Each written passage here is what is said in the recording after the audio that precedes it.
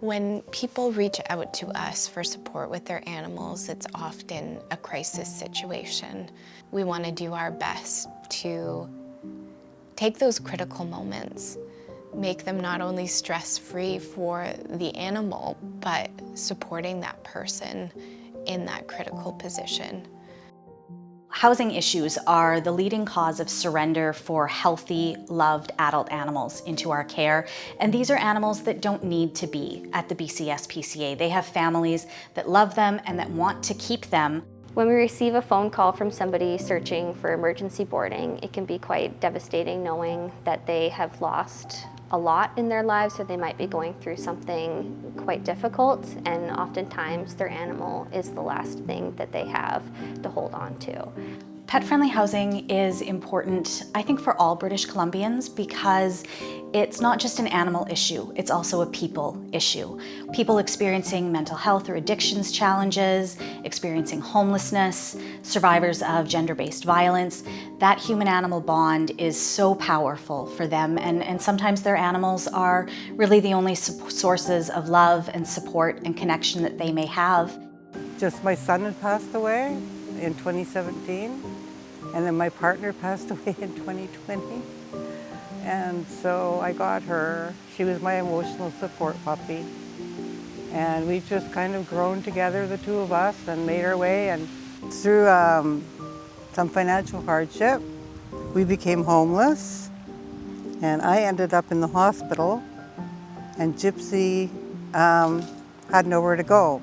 Without me getting well, having the time, and her having the time to be here, and you know, we wouldn't have made it. And I'm just super impressed with everything the SPCA did for us while we were here. People's lives change so quickly that you never know when you're going to need an option like this, so knowing that this program's here to support everybody is really wonderful. Loss of housing is something that impacts our centers daily. We're getting calls, surrender requests, emergency board requests. It is a massive issue. For most animal guardians, our biggest fear is the potential of being separated from our pets. When we see animals coming into care, those greatest fears are being actualized.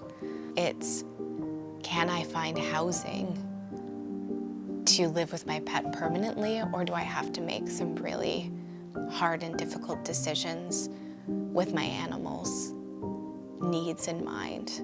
So the root causes of animal suffering, we know, are community-based issues. And so how do we address this? As just one organization, we need to, of course, ensure that the most vulnerable animals in our community are protected by our safety net, but we want to prevent these animals from ever having to experience suffering in the first place. We need to address long-term strategies and change policy, change standards, and this work takes a lot of time. All households actually thrive in a community where animals and people are safe.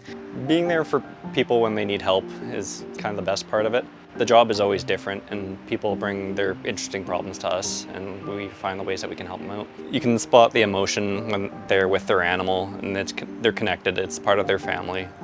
So when I had a little bit of a change in life circumstances, I knew that this was a place I could come and there was good people.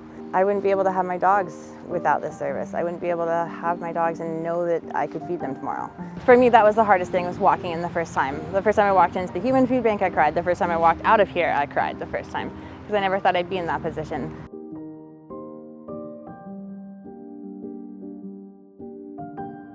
Ben came to us as kind of this lovable, sweet senior cat. And he was surrendered to us because his previous guardian had kind of an unexpected and urgent loss of housing. In Ben's case, he clearly was well loved, and it was clearly a very difficult decision to be made, but it was the only decision to be made in order for Ben to be safe and have a home to live in. Andrew asked if we can take Ben right away. And They they say said, yes? yes, really? You want Ben? Yes, we want Ben. He's very loved, very spoiled. It means a lot to us because without your help, we wouldn't have a Ben.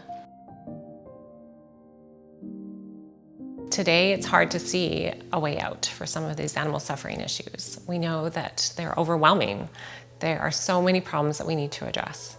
But we can do this. You are not only supporting the animals that are in our care today and that need our safety net, but you're also investing in the future of addressing the root causes of animal suffering. We know that they're coming to us maybe as their last effort.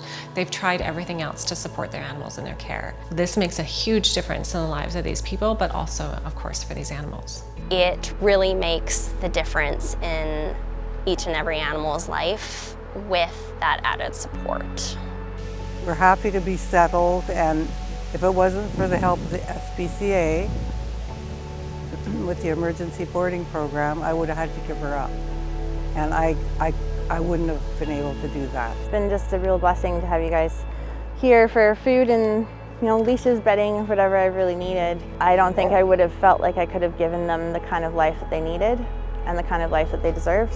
I probably wouldn't have my girls anymore, honestly.